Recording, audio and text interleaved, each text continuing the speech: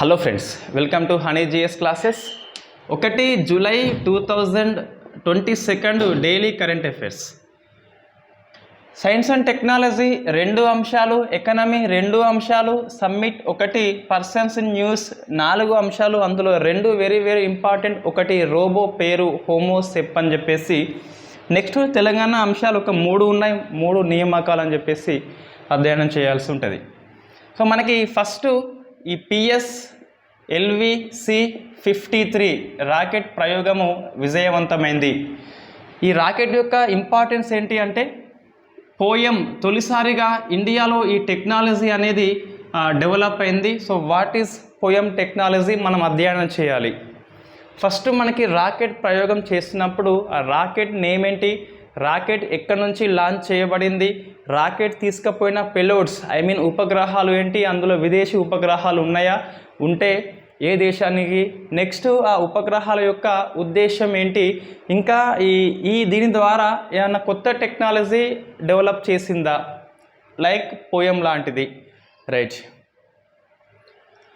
ఇది ఫస్ట్ చూస్తే రాకెట్ పేరు PSLV-C-53 అండి. మనకి ఇది ఎక్కడి నుంచి లాంచ్ చేయబడింది అంటే, Sriharikota Satish Dhawan space centre, Satish Dhawan space centre నుంచి లాంచింగ్ ప్యాడ్ 2 మొత్తం మనకి 3 ఉన్నాయి. సో అందులో సెకండ్ ప్యాడ్ నుంచి ఈ రాకెట్ని లాంచ్ చేయడం జరిగింది. ఈ రాకెట్ ఏ ఉపగ్రహాలు తీసుకుపోయింది, సో మనం పేలోడ్ అంటాం దీన్ని. పేలోడ్ మీన్స్ రాకెట్ తీసుకుపోయే ఏ వస్తువైనా కూడా దాన్ని ఇలా పిలుస్తాం. ఇందులో పేలోడ్స్గా ఉపగ్రహాలు ఉన్నాయి. సో ఉపగ్రహాలు ఇండియాయి కావు, సింగపూరి. సో సింగపూర్ యొక్క 3 ఉపగ్రహాలు ఇది తీసుకుపోయింది. సింగపూర్ కోసము ఈ NSIL ఒప్పందం చేసుకుంది. న్యూ స్పేస్ ఇండియా లిమిటెడ్ అనే సంస్థ, ఇస్రో యొక్క వాణిజ్య సంస్థ NSIL. సో ఈ ప్రయోగం అనేది NSIL యొక్క 2వ వాణిజ్య ప్రయోగము. మరి ఫస్ట్ ఇది ఏంటంటే, మనకి ఒక 3-4 డేస్ బ్యాక్ GSAT-24. NSIL ఏంటి అంటే ఇస్రో యొక్క భారత అంతరిక్ష సంస్థ యొక్క వాణిజ్య విభాగమే NSIL. ఇది ఈ వాణిజ్యంగా ఒప్పందం చేసుకుంటుంది ఇతర దేశాలతోని, ఇండియాలో ఉన్న ప్రైవేట్ సంస్థలతోని. అందులో ఫస్ట్ వాణిజ్య ప్రయోగము రీసెంట్ ఒక 1 వీక్ బ్యాక్ GSAT-24 అని చెప్పేసి పంపింది. ఇది ఈ టాటా స్కై కోసము పంపింది GSAT-24, ఒక ప్రైవేట్ సంస్థ. అది ఇక్కడ ఒక దేశం, ఇక్కడ 2వ వాణిజ్య ప్రయోగము దేశము, ఫస్ట్ కమర్షియల్ లాంచ్ అనేది ఒక ప్రైవేట్ సంస్థ టాటా స్కై కోసము సమాచార ఉపగ్రహం అని చెప్పేసి పిలుస్తాం. దీన్ని ఇండియా నుంచి పంపలేదు, ఈ ఫ్రెంచ్ గయానాలోని కౌరు నుంచి పంపిండ్లు. ఎందుకు అక్కడి నుంచి ఇండియా నుంచి పంపంచుగా అని చెప్పేసి మన రాహుల్ గాంధీ ట్వీట్ చేస్తాడు, ఇండియాలో టెక్నాలజీ లేదా, షేమ్ అని చెప్పేసి. అది షేమేం కాదు, అందరికీ అన్ని టెక్నాలజీలు రావు కాబట్టి ఇతర దేశాల సహాయం తీసుకోవచ్చు. సో మనకి ఈ GSAT-24 యొక్క బరువు 4180 kg అండి. జనరల్గా ఇండియాలో ఈ GSLV Mach 3 అనేది అత్యంత బరువైన ఉపగ్రహాలను తీసుకుపోతుంది. ఆ టెక్నాలజీ 4000 kg వరకే ఉన్నది. కేవలము 4000 కంటే ఎక్కువ ఉంటే మన దగ్గర టెక్నాలజీ లేదు కాబట్టి మన ఫ్రెంచ్ గయానా నుంచి పంపినము. ఏరియన్ 5 అని చెప్పేసి రాకెట్ ఉంటుంది. GSAT-24 మనం ఎందుకు డిస్కస్ చేస్తున్నామంటే, ఈ NSIL యొక్క ఫస్ట్ వాణిజ్య ఉపగ్రహము, ఈ సింగపూర్ యొక్క 3 ఉపగ్రహాలు NSIL యొక్క 2వ వాణిజ్య ఉపగ్రహము. ఈ NSIL అనేది ఇస్రో యొక్క వాణిజ్య సంస్థ. రైట్, ఆ 3 ఏంటి మనకి ఫస్ట్ చూస్తే DSEO అని చెప్పేసి, ఇది ఉపగ్రహం పేరు సింగపూర్ది. ఇది ఎర్త్ అబ్జర్వేషన్ సెంటర్ అండి. అంటే ఈ భూమి యొక్క ఫోటోగ్రాఫ్స్ని తీసుకొస్తుంది. సో భూమిని అధ్యయనం చేస్తుంది. సెకండ్ అండ్ థర్డ్ అని చెప్పేసి ఇంకోటి న్యూసార్. ఇది సింగపూర్ యొక్క మొట్టమొదటి వాణిజ్య ఉపగ్రహము. అంటే సింగపూర్ అనేది సింగపూర్లో ఉన్న ప్రైవేట్ సంస్థతో ఒప్పందం చేసుకొని ఉంటుంది. సో ఇది న్యూసార్ అనేది సింగపూర్ యొక్క మొట్టమొదటి వాణిజ్య ఉపగ్రహము. ఇటీవల నాసా కూడా తన మొట్టమొదటి వాణిజ్య ఉపగ్రహాన్ని ఈ ఆస్ట్రేలియా నుంచి పంపిస్తుంది అవుట్ సైడ్ యుఎస్ఏ. నెక్స్ట్ మనకి ఈ థర్డ్ది స్కూబు 1 అని చెప్పేసి ఇది స్టూడెంట్స్ రూపొందించిందండి. నయంగ్ టెక్నాలజీ సంస్థ అని చెప్పేసి యూనివర్సిటీ ఉంటుంది.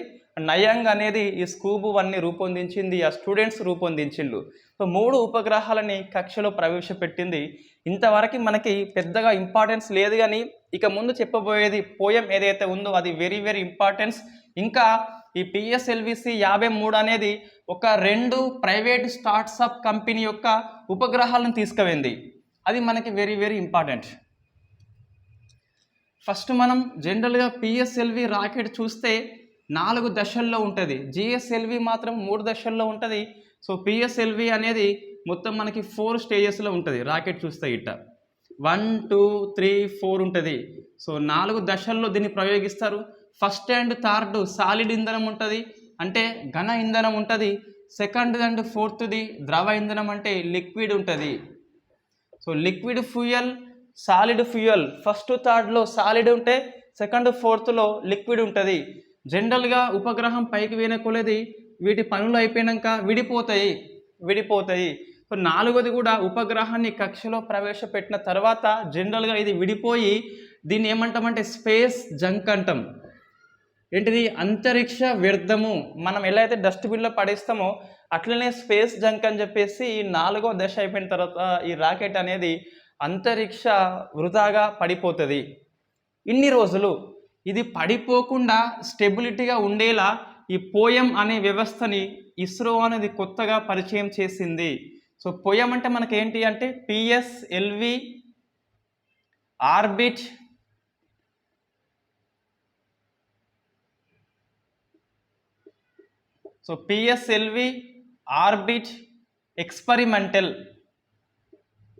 ఎక్స్పెరిమెంటల్ మోడ్ అంటే మాడ్యూల్, రైట్.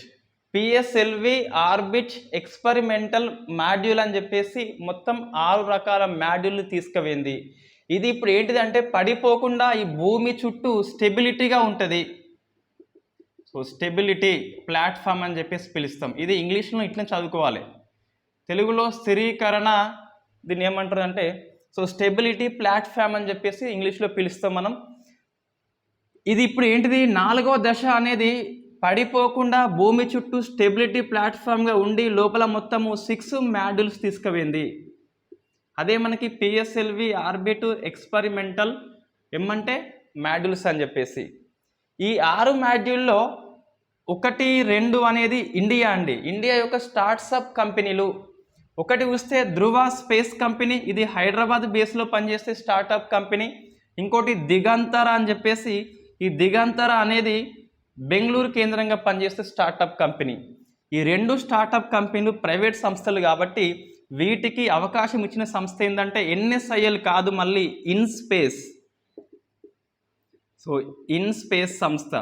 మనకి ఎన్ఎస్ఐఎల్ అంటే ఇస్రో యొక్క వాణిజ్య సంస్థ, ప్రభుత్వ సంస్థ. అది ఇన్స్పేస్ అంటే మనకి ప్రైవేట్ సంస్థ అండి. అంటే ప్రైవేట్ సంస్థ అని ఏం కాదు, కానీ డిపార్ట్మెంట్ ఆఫ్ స్పేస్ కింద పనిచేస్తుంది.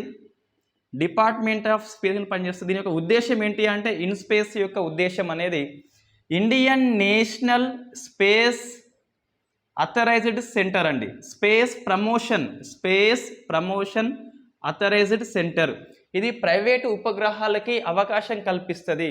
ప్రైవేట్ యొక్క కంపెనీని ఇస్రో వైపు, అంతరిక్షం వైపు వచ్చేందుకు కృషి చేస్తుంది ఇన్స్పేస్ సంస్థ. మనకి కరెంట్ అఫైర్స్లో వస్తుంది. ఇన్స్పేస్ యొక్క ఇటీవల హెడ్ క్వార్టర్ వచ్చేసి ఇది 2019లో 20లో ఏర్పాటు చేసిండ్రు. హెడ్ క్వార్టర్ అనేది లాస్ట్ 2 వీక్స్ బ్యాక్ భోపాల్లో ఏర్పాటు చేసిండ్రు. భోపాల్ అంటే మనం డిస్కస్ చేసినాం ఆల్రెడీ, మధ్యప్రదేశ్. అది ఇక్కడ గుజరాత్లోని అహ్మదాబాద్లో ఒక ఏరియా పేరే భోపాల్. ఇన్స్పేస్ అంటే Indian national space promotion authorise centre. Private ఉపగ్రహాలకి, ప్రైవేట్ కంపెనీలకి అంతరిక్షంలో ప్రమోట్ చేస్తుంది. సో ఈ ధృవ అండ్ దిగంతరను తొలిసారిగా ప్రమోట్ చేస్తుంది ఇన్స్పేస్ సంస్థ అనేది. ఈ మోడీ మనకి మన్ కీ బాత్ అని చెప్పేసి ప్రతి మాసంలో లాస్ట్ సండే ప్రసంగిస్తాడు. ఆ ప్రసంగంలో ఇన్స్పేస్ సంస్థ యొక్క విజయాన్ని, ఈ ధృవ హైదరాబాద్ కేంద్రంగా పనిచేస్తుంది, దిగంతర దీన్ని రెండింటిని కూడా మెచ్చుకున్నాడు. మనకి నిన్న ట్వీట్ వస్తే అందులో కూడా ఇన్స్పేస్ అండ్ ఇస్రో రెండింటికి అభినందన చెప్తాడు. ఇది ప్రైవేటు ఉపగ్రహాలని ఆ ఇస్రో అనేది NSILకి హెల్ప్ చేసింది. సో మనకి ఈ స్టెబిలిటీ ప్లాట్ఫామ్ ఈ 4th అనేది ఇక్కడ విడిపోకుండా స్టెబిలిటీగా ఉండేలా ఏది పనిచేస్తుంది అంటే, స్టెబిలిటీగా ఉండేందుకు NCG అని చెప్పేసి NGC అని చెప్పేసి ఉంటుందండి. సో నావిగేషన్ గైడ్లైన్స్ కంట్రోల్ అనే వ్యవస్థ అనేది స్టెబిలిటీగా ఉండేలా కృషి చేస్తుంది. మనకి నెంబర్ ఆఫ్ టైమ్స్ ప్రశ్న వచ్చినప్పుడు అంటే డెప్త్గా అడిగినప్పుడు ఈ NGC అని చెప్పేసి మనకు రావచ్చు. ఇటీవల ఇస్రో ప్రవేశపెట్టిన పోయం అనే టెక్నాలజీలో స్టెబిలిటీగా ఉండేలా పనిచేసే వ్యవస్థ ఏంటిదంటే NGC navigation guidelines and control అనే వ్యవస్థ వల్ల స్టెబిలిటీగా భూమి చుట్టూ తిరుగుతూనే ఉంటుంది. లోపల 6 మాడ్యూల్స్ మనకు ఉంటాయి. అందులో 2 అనేవి ప్రైవేట్ స్పేస్ కంపెనీలు. అట్లా మనం గుర్తుంచుకోవాలి. ఏది ఈ పోయం అని చెప్పేసి, పోయం ఇన్ స్పేస్ అని చెప్పేసి మన సోమనాథ్ ఇస్రో కొత్త చైర్మన్ ట్వీట్ చేస్తాడు, పోయం ఇన్ స్పేస్ అని చెప్పేసి. ఇది మనకి PSLV-C గురించి సమాచారం. మనకి ఇస్రో సైటు ఇట సెర్చ్ చేస్తే అందులో ఆ మ్యాప్స్ మనకు కనిపిస్తాయి, ఈజీగా అర్థమవుతుంది. సో మనకి ఇప్పుడు ఏంటి కొత్త టెక్నాలజీ మనం ఏం సాధించినామంటే, దీని ద్వారా 4వ దశలో ఉన్న రాకెట్ అనేది స్పేస్ జంకుగా ఉండిపోకుండా దాన్ని ఇంకో రకంగా వాడుతున్నాము, భూమి చుట్టూ తిరిగేలా స్టెబిలిటీగా ఉండేలా. సో అది మనకి ఇంపార్టెంట్. ఇంకొకటి, దీని ద్వారా ఇన్స్పేస్ అనే సంస్థ తొలిసారిగా ఒక 2 ప్రైవేట్ స్పేస్ కంపెనీలకి అవకాశం కల్పించింది. అది మనం గుర్తుపెట్టుకోవాల్సిన అంశము. ఇది కన్ఫ్యూజ్ కావద్దు. NSIL అంటేనేమో న్యూ స్పేస్ ఇండియన్ లిమిటెడ్. ఇది ఇస్రోకి అనుబంధంగా పనిచేసే వాణిజ్య విభాగము. ఇన్స్పేస్ అంటేనేమో డిపార్ట్మెంట్ ఆఫ్ స్పేస్ కింద సింగిల్ నోడల్ ఏజెన్సీ. ఈ ప్రైవేట్ కంపెనీలకి అంతరిక్ష అవకాశం కల్పించేది ఒక అటానమస్ బాడీ అండి ఇన్స్పేస్ అనేది.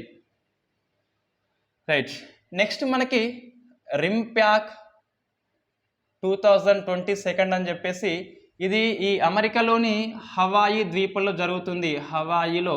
సో దేశంలోనే ప్రపంచంలోనే అతి ఎక్కువ దేశాలు పాల్గొనే నావికా దళ విన్యాసాలు ఈ రింప్యాక్ 2022. ఇవి ఆగస్టు వరకు కంటిన్యూ అవుతున్నాయి. మొత్తము 26 అమెరికాతో కలిపితే 27 దేశాలు అనేది హాజరవుతున్నాయి. ఎక్కడ అంటే హవాయిలో. దీని థీమ్ కూడా మనకి ఉన్నదండి. థీమ్ అంటే మనకి రిమ్ ప్యాక్ కదా, సో రిమ్ ఆఫ్ పసిఫిక్ అని చెప్పేసి పిలుస్తాం కదా. ఈ ప్యాక్ని ఉల్టా పల్టా వేస్తే క్యాప్ అవుతుంది. సో మనకి కేపబుల్ అట అంటే సామర్థ్యం ఉన్నది. నెక్స్ట్ అడాప్టివ్ చేసుకోవాలి. అండ్ పార్ట్నర్స్ ఉండాలని చెప్పేసి దీన్ని తిరిగేస్తే అయిపోతుంది. మనకి ఇది క్వశ్చన్లోనే ఆన్సర్ వచ్చింది. రింప్యాక్ యొక్క థీమ్ అంటే capable and adaptive and partners. ఈ థీమ్ ఉన్నందుకు రింప్యాక్ పేరు కాదు, మనం గుర్తుపెట్టుకునేలా చెప్తున్నాము. ప్రతి ఇయర్ రింప్యాకే ఉంటుంది, థీమ్ మాత్రం మారుతూ ఉంటుంది. ఇది 2 ఏళ్ళకి ఒకసారి అనేది జరుగుతుంది రింప్యాక్ అనేది. సో హవాయి జరుగుతుంది. ఇండియా కూడా పాల్గొంటుంది, అది ఇంపార్టెంట్. ఇండియా నుంచి ఏ నౌకలు పాల్గొంటున్నాయి అంటే, ఇది నావికా దళ విన్యాసం కాబట్టి ఆర్మీ పాల్గొనదు. సో మనకి INS సాత్పురా అండ్ P-8I అని చెప్పేసి ఒక సముద్ర గస్తీ నౌక, మారిటైమ్ కార్పట్ మిసైల్. ఇది సముద్ర గస్తీ నౌక. ఇంకొకటి ఇండియన్ నావల్ షిప్ అని చెప్పేసి సాత్పురా అనేది పాల్గొంటుంది. ఇటీవల మనం కార్పట్ గస్తీ ఎక్సర్సైజ్ అనేది ఇండోనేషియాతో చేసినాము అండ్ బంగ్లాదేశ్తో కూడా చేసినాము. సో కార్పట్ ఎక్సర్సైజ్ గస్తీ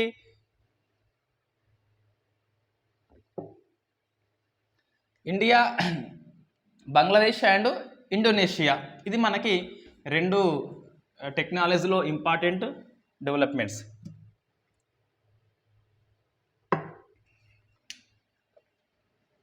నెక్స్ట్ ఉద్యమి భారత్. సో ఉద్యమి ఈ స్కీమ్ పేరండి, కొత్త స్కీమ్ ఇది. సో భారత్. మనము ఈ స్కీమ్స్ గిట్ట మీకు నోట్స్ ఉంటే స్పెషల్గా ఎకనామీలో దీన్ని అప్డేట్ చేసుకోవాలి. లేదా MSME అని చెప్పేసి micro small medium enterprises, MSME అని చెప్పేసి వీటి కోసం వీటి యొక్క ఎంపవర్మెంట్ అంటాం, సాధికారత కోసము ఈ స్కీమ్ అనేది మన మోడీ ఢిల్లీలో లాంచ్ చేస్తాడు, ప్రధానమంత్రి మోడీ గారు. సో ఈ లాంచ్ చేస్తారు ఉద్యమి భారత్ అని చెప్పేసి. ఇది ఒక స్కీమ్ కాదు, మొత్తం 3 స్కీమ్స్ ఉంటాయి. 1, 2, 3 3 స్కీమ్స్ ఉంటాయి ఇందులో. సో 3 స్కీమ్స్ కలయిక ఉద్యమి భారత్. ఫస్ట్ చూస్తే ర్యాంప్ అండి, మనం డిస్కస్ చేసిందే ఈ ర్యాంప్ యొక్క పరిధి పెంచిన్లు. ఇంతకుముందు మనకి ర్యాంప్ అంటే ఏంటంటే, so world bank assistance program, ప్రపంచ బ్యాంకు సహాయం చేస్తుంది. ఇప్పుడు దీన్ని 6,000 కోట్లకు పెంచిల్లండి. సో 6,000 కోట్లకు పెంచిళ్ళు ఈ ర్యాంప్ని. ఏంటి ర్యాంప్ అంటే, raising and accelerating MSME performance అని చెప్పేసి పిలుస్తాం. ప్రోగ్రామ్ కాదు, పర్ఫార్మెన్స్ ఇది. సో ర్యాంప్ స్కీమ్ అనేది 6,000 కోట్లకు పెంచినామని చెప్పేసి బాయ్ అవరు బహీన్ అని చెప్పేసి మోడీ ప్రసంగిస్తారు. మనకి పిఐబిలో ఉంటుంది, నిన్నటి పిఐబిలో. మనం ఇవాళ చెప్పే క్లాస్ అనేది నిన్నటి పిఐబి. ఒక శాఖ న్యూస్ చెప్తున్నామంటే కంపల్సరీ పిఐబి అండి. ఇది ఎంఎస్ఎంఈ ఇండస్ట్రియల్ శాఖ ఉంటుంది, లేకుంటే ప్రధానమంత్రి శాఖ అని చెప్పేసి పిఎంఓ ఆఫీసులలో కూడా ఉంటుంది ఇది. నెక్స్ట్ దీనిలో బిజినెస్ పర్ఫార్మెన్స్ ఇండెక్స్ కూడా ఇండస్ట్రియల్ శాఖల్లో ఉంటుంది. పిఎస్ఎల్వి చూస్తే సైన్స్ అండ్ టెక్నాలజీ శాఖలో ఉంటుంది. మనకి ఇది నేను కరెంట్ అఫైర్స్ వీడియో చేయాల్సి ఉన్నది, మనకి పెండింగ్ ఉంటుంది. సో ఏంటంటే పిఐబి ఎలా చదవాలి, ఆల్ ఇండియా రేడియో ఎలా చదవాలి అని చెప్పేసి దాన్ని బట్టి మనకి నెక్స్ట్ డే న్యూస్ వస్తుంది పేపర్లో, మొత్తం అదే సైట్లో ఉన్నది వస్తుంది దాదాపుగా. ఒకటి ర్యాంప్ అండి, 6,000 కోట్లు మనకి. సెకండ్ది తెలుగు పేపర్ ఒక్కటే చదివితే మనం మార్క్స్ చేయలేము, కరెంట్ అఫైర్స్ మట్టుకు కంపల్సరీ అది. కొద్ది వరకు ఈనాడు పర్లేదు, ఇంకా సెకండ్ పేపర్ చెప్పాలంటే నమస్తే తెలంగాణ కూడా పర్లేదు తెలంగాణ అంశాలకి. రైట్, ర్యాంప్ ఒకటి. నెక్స్ట్ మనకి సెకండ్ వచ్చేసి capacity building first time MSME exports. అంటే ఫస్ట్ టైం ఈ ప్రొడక్ట్స్ ఎవరైతే ఎక్స్పోర్ట్ చేస్తున్నారో వాళ్ళ కోసము ఎంకరేజ్ చేసేందుకు కెపాసిటీ బిల్డింగ్ ట్రైనింగ్ అనేది వీళ్ళు ఏర్పాటు చేస్తున్నారు. ఫస్ట్ టైం ఎక్స్పోర్ట్స్కి ట్రైనింగ్ అనేది ఏర్పాటు చేస్తున్నారు. గ్లోబల్ మార్కెట్లో తగినంత అవకాశం కల్పించేందుకు తమ చిన్న ఉత్పత్తి కావచ్చు కానీ సో దీన్ని ఎక్స్పోర్ట్స్ చేసేలా ఇండియా ప్రభుత్వం అనేది అవకాశం కల్పిస్తుంది. మోడీ అంటాడు, ఇది చిన్న విషయం అని చెప్పేసి నువ్వు కుంగిపోవద్దు, ఈ చిన్న విషయం క్రమంగా గ్లోబల్ లెవెల్లో కావచ్చు అని చెప్పేసి, లోకల్ టు గ్లోబల్ కావచ్చు అని చెప్పేసి ఆశావాహంగా పనిచేయాలని చెప్పేసి ప్రసంగిస్తాడు ఈ సిఎంఎఫ్ఎంఈలో. ఏంటిది, capacity building first time exporters కోసం ట్రైనింగ్ అన్నట్టు. ఫస్ట్ టైం ఎవరైతే ఎగుమతి చేస్తున్నారో వాళ్ళ కోసం ట్రైనింగ్ సౌకర్యం కల్పిస్తారు. మూడోది ప్రధానమంత్రి ఎంప్లాయ్మెంట్ గ్యారంటీ స్కీమ్ అనేది, ఇది కొద్దిగా రుణం అనేది ఇస్తుంది కదా. సో అందులో ఈ పరిధి పెంచిన్లండి, పరిధి అనేది పెంచిన్లు. ఎంఎస్ఎంఈలు మనకు 2 ఉంటాయి. ఒకటి మ్యానుఫ్యాక్చరీ అంటే తయారు రంగంలో ఉంటుంది, మనం డిస్కస్ చేసినాం ఎంఎస్ఎంఈ డే కాడ. Resilient and rebuilding sustainable development for MSME theme ఉంది మనకి. సో మ్యానుఫ్యాక్చర్లో ఉంటుంది అంటే తయారీ రంగంలో ఉంటుంది. నెక్స్ట్ సర్వీస్లో కూడా ఉంటుంది, ఎంఎస్సి సేవా రంగంలో ఉంటుంది. సో దీనికి అనేది ఇంతకుముందు 25 lakhs అనేది గరిష్ట వ్యయం ఉంటే ఇప్పుడు 50 lakhs చేసిండ్లు. చెప్పేది ఎంఎస్ఎంఈ యొక్క డెఫినేషన్ కాదు, ఎంఎస్ఎంఈలకు ఇచ్చే రుణం అనేది పెంచిన్లు. 25 lakhs కాకుండా 50 lakhs చేసిండ్లు. సర్వీసులో ఇంతకుముందు 10 లక్షలు ఉండేది, ఇప్పుడు 20 లక్షలు చేసి పడేసిండ్లు, పెంచిన్లు. సో మనకి ఇది ఈ చిన్న రంగాలకి ఇది ఉపాధి కోసము అండ్ వాళ్ళకి ఎంపవర్మెంట్ కోసము పనిచేస్తుందని చెప్పాలి. ఇండియన్ ప్రభుత్వం అనేది చాలా గట్టిగా కృషి చేస్తుంది ఈ ఎంఎస్ఎంఈల కోసము. మన ఇండియా యొక్క జీడిపి 100 రూపాయలు జమ అయితే అందులో 30 రూపాయలు కూడా ఈ ఎంఎస్ఎంఈ నుంచే వస్తుంది. ఇండియాలో వ్యవసాయం తర్వాత అతి ఎక్కువగా ఉపాధి రంగం కల్పించేది మన ఎంఎస్ఎంఈ రంగమే, మైక్రో స్మాల్ మీడియం రంగమే. ఫస్ట్ అయితే వ్యవసాయము, సెకండ్ వచ్చేసి మనకి ఎంఎస్ఎంఈ వస్తుంది. జీడిపిలో ప్రతి 100 రూపాయల్లో 30 రూపాయలు వచ్చేది ఎంఎస్ఎంఈ నుంచే. ఇది మనకి ఎంఎస్ఎంఈ. మనకి ఇటీవల డెవలప్మెంట్స్ మనం అలా డిస్కస్ చేసినాం. ఎస్సీ అనేది 6% ఉంటుంది, బీసీ అనేది 30 అని చెప్పేసి మనం డిస్కస్ చేసినాం. మహారాష్ట్ర తమిళనాడు ఎస్సీ అయితే బీసీ తమిళనాడు మహారాష్ట్ర అనేది ఫస్ట్ సెకండ్ ప్లేస్లో ఉంటుంది. సో మళ్ళీ అవసరం లేదు అది. నెక్స్ట్ మనకి business reform action plan.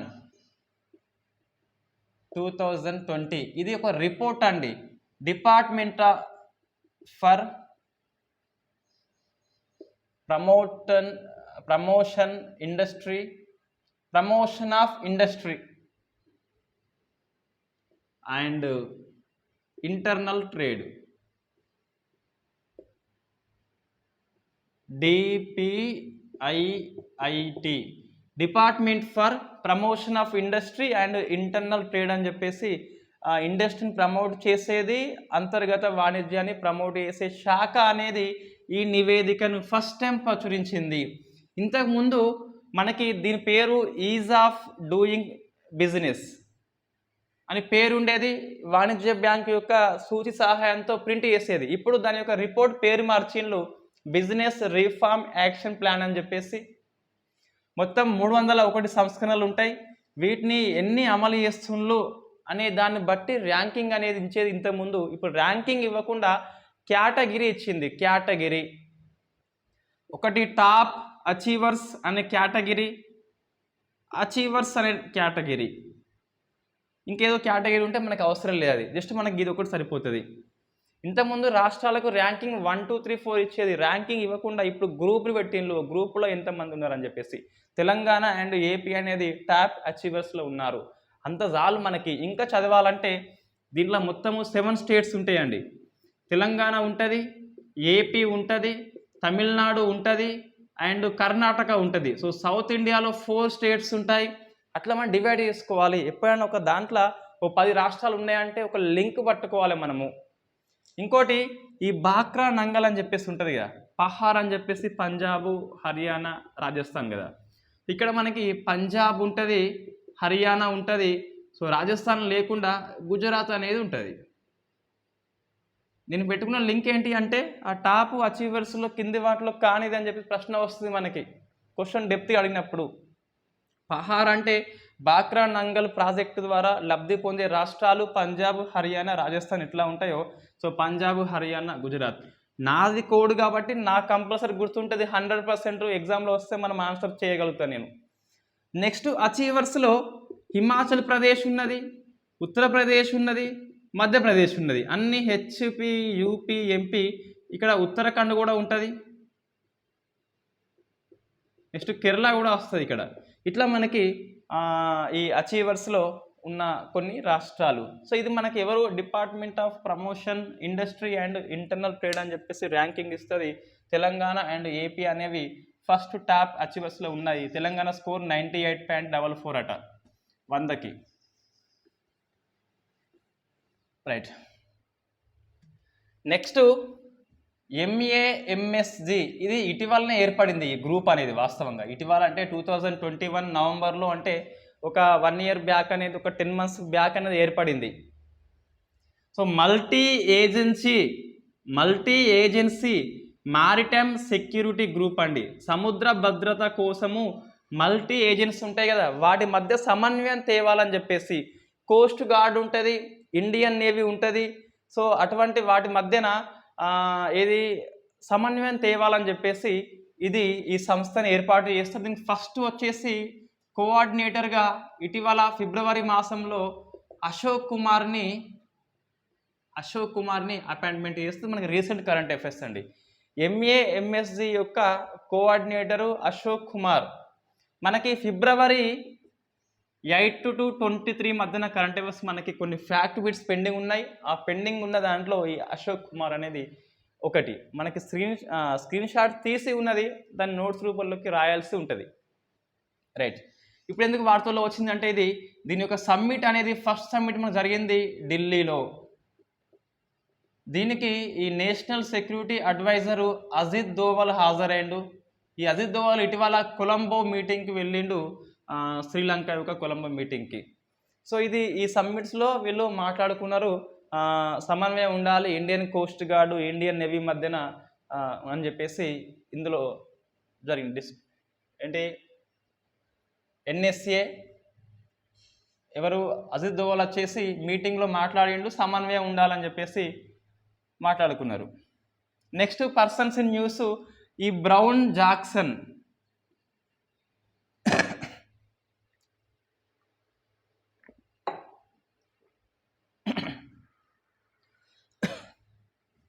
So brown Jackson ఈమె వార్తల్లో ఉంది, మనం డిస్కస్ చేసినాం ఆల్రెడీ. సో అప్పుడు నియామకం చేసిండ్రు, ఈరోజు ప్రమాణ స్వీకారం చేసింది. ఈ అమెరికా యొక్క సుప్రీంకోర్టులో ఫస్ట్ నల్ల జాతీయురాలు జడ్జిగా అపాయింట్మెంట్ అయింది. సో ఫస్ట్ బ్లాక్ ఎక్కడ న్యాయమూర్తి సుప్రీంకోర్టులో అమెరికాలో, కాబట్టి మనం గుర్తుపెట్టుకోవాలి. ఈ 1789లో అమెరికా సుప్రీంకోర్టు ఏర్పడుతుంది. అప్పటి నుంచి ఈ 134 ఇయర్స్లో వెరీ ఫస్ట్ టైం ఒక ఆఫ్రికా ఖండమైన వచ్చింది, కాబట్టి మనం గుర్తుపెట్టుకోవాల్సిన అవసరం ఉంటుంది.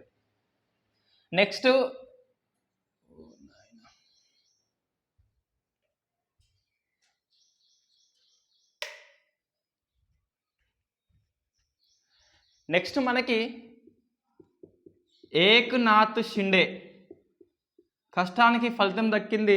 మహారాష్ట్ర సీఎంగా ప్రమాణ స్వీకారం చేస్తాడు. గవర్నర్ భగత్ సింగ్ ప్రమాణ స్వీకారం చేయిస్తాడు. సో ఏక్నాథ్ షిండే మహారాష్ట్ర కొత్త ముఖ్యమంత్రి. ఇంకా మనకి ఫ్లోర్ టెస్ట్ అనేది, ట్రస్ట్ ఓట్ అనేది, విశ్వాస పరీక్ష ఈ రోజు ఉన్నది. ఇంకా మనకి రిపోర్ట్ రాలేదు, దాదాపు గెలుస్తారు ఆల్మోస్ట్. సో శివసేన నుంచి బయటకు వచ్చిండు ఏక్నాథ్ షిండే. ఉప ముఖ్యమంత్రిగా దేవేంద్ర ఫడ్నవీస్ అనేది ఎంపికైండు. In fact ఇతనిది BJP. ఒక ఆశ్చర్యము, పెద్ద సర్ప్రైజ్ ఏంటి అంటే ఇతనికి సీఎం ఇస్తారు, డిప్యూటీ సీఎం అని చెప్పేసి మనకు వార్తలు వినిపించినాయి. బట్ ఇక్కడ ఆశ్చర్య పెయిన్లు, షిండేకి సీఎం ఇచ్చేసి డిప్యూటీ సీఎం బీజేపీకి ఇచ్చి పడేసిన వాళ్ళు. రైట్, ఇప్పుడు మనకి ఏంటి అంటే ట్రస్ట్ ఓట్ అనేది కండక్ట్ చేయాలి, ఇవా చేస్తున్నారు, మేబీ గెలుస్తారు. ఈ షిండే ఆటో రిక్షా నుంచి వచ్చిండు, సీఎంగా ఎన్నికైండు. నేను ఆటోవాన్ని బాలాసాహెబ్ రూట్ వాణ్ణి అని చెప్పేసి ఒక స్లోగన్ ఇస్తాడు. నిన్న ప్రమాణ స్వీకారం చేస్తుండగా మాట్లాడతాడు, నేను ఆటోవాన్ని బాలాసాహెబ్ రూట్ వాణ్ణి అని చెప్పేసి. నెక్స్ట్ ఇంకోటి ఐర్ ల్యాపిడ్,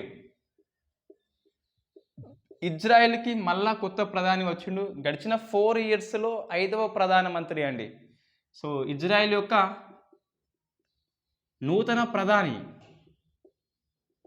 ఐర్ ల్యాపిడ్. మన మోడీని గెహ్రీ దోస్తిగా చెప్పిన వాళ్ళంతా ఇన్ఫ్యాక్ట్ ఆ పదవి కోల్పోతున్నారు. సో ఫ్రాన్స్ విక్టర్ ఎమాన్యుయల్ అని చెప్పేసి అతను కోల్పోయిండు, ఇతను కూడా కోల్పోయిండు. ఎవరు? బెన్నెట్.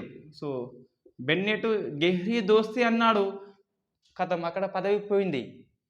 నెక్స్ట్ మన బోరిస్ జాన్సన్, ఈయన వచ్చేసి నువ్వు గెహ్రీ దోస్తి కాదు, ఇంకో దోస్తు అని చెప్పేసి మన లోతైన స్నేహం అని చెప్పేసి మాట్లాడిండు. సో అక్కడ మనకి ఈ పార్టీ గేటు కుంభకోణంలో హ్యూగు రిపోర్ట్ ఇస్తుంది, నువ్వు లాక్డౌన్ టైంలో పార్టీ చేసుకున్నావు అని చెప్పేసి కొంచెం ఇబ్బంది అవుతుంది మన బోరిస్ జాన్సన్కి.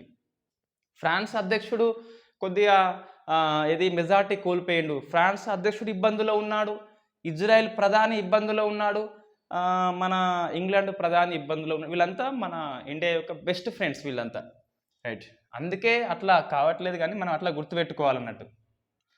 నెక్స్ట్ హోమోసెప్. సో ఇది ఒక రోబో పేరండి, మనకి చాలా రోజులైన ఒక రోబో వార్తల్లో వచ్చింది. ఐఐటి మద్రాస్ రూపొందించింది. ఏంటిదంటే ఇది ఈ సెప్టిక్ ట్యాంకులలో మనుషులు స్కావెంజర్గా పనిచేస్తున్నారు, వాళ్ళు కాకుండా ఈ రోబో పనిచేస్తుంది. మనుషుల సహాయం లేకుండానే దాన్ని సెప్టిక్ ట్యాంక్ని క్లీన్ చేసి పడేస్తుంది. అది మనం గుర్తుపెట్టుకోవాలి. నెక్స్ట్ తెలంగాణ వస్తే శ్రీదేవి, ఈమె అధికార భాషా సంఘానికి అధ్యక్షురాలుగా ఎన్నికైంది. సో అధికార భాషా సంఘము. నెక్స్ట్ రాజీవ్ సాగరు, ఈయనే సో ఫుడ్ కమిటీకి, తెలంగాణ ఫుడ్ కార్పొరేషన్కి ఎన్నికైండు. ఈ రాజీవ్ సాగర్ తెలంగాణ ఉద్యమంలో వస్తారు. మనకి తెలంగాణ ఉద్యమంలో ఏం చేస్తారంటే తెలంగాణ జాగృతి, మన కవితక్క ఉంది కదా, ఆ కవితక్క అధ్యక్షురాలు జాగృతికి, ఈయనేమో ఉపాధ్యక్షుడు. సో తెలంగాణ జాగృతికి పనిచేస్తాడు. మనకి మేబీ 3/4 క్లాస్ తర్వాత వస్తుంది. ఇంకా రేపు శ్రీకృష్ణ కమిటీ ఉంటుంది, పొలిటికల్ జేఏసీ, ఇతర పార్టీలు అయినాక అది వస్తుంది మనకి. సో అక్కడ చెప్పొచ్చు తెలంగాణ జాగృతి ఇలా పనిచేసింది, ఎవరెవరు పనిచేసింది అని చెప్పేసి, దాని యొక్క పాత్ర ఏంటి అని చెప్పేసి. మనకు సాంస్కృతిక రూపాలని చెప్పేసి ఉంటుంది. ప్రజా సంఘాలు, విద్యార్థి సంఘాలు, ఉద్యోగ సంఘాలు, సాహిత్య అంటే వాళ్ళ పాటలు వస్తాయి, సాంస్కృతిక రంగం అని చెప్పేసి ఉంటుంది, అందులో ఇది వస్తుంది. రైట్. ఎక్కడ వస్తే అక్కడ మనం పేర్లు గుర్తుపెట్టుకుంటూనే ఉండాలి ఎగ్జామ్ అయ్యేంత వరకు. నెక్స్ట్ ఖాజా ముజిబుద్దీన్. సో ముస్లిం కాబట్టి ఉర్దూ కమిటీకి ఎన్నికైండు, ఉర్దూ కమిటీకి. సో ఇది మనకి 1 జూలై కరెంట్ అఫైర్స్. రేపు 2 July current affairs and maximum Srikrishna committee report చెప్పేందుకు ట్రై చేద్దాం. నెక్స్ట్ సండే మనకి ఈ political JAC and Covid vaccine మీద మనకి క్లాస్ ఉంటుంది కంపల్సరీ. సో కోవిడ్ వ్యాక్సిన్స్ అనేవి ఎన్ని రకాలు ఉంటాయి, ఇండియాలో ఎన్ని ఇంతవరకు ఆమోదించిండ్లు, ఏ వ్యాక్సిన్ ఏ రకం అని చెప్పేసి మన క్లాస్ చేయాల్సి ఉన్నది. Right. Thank you very much.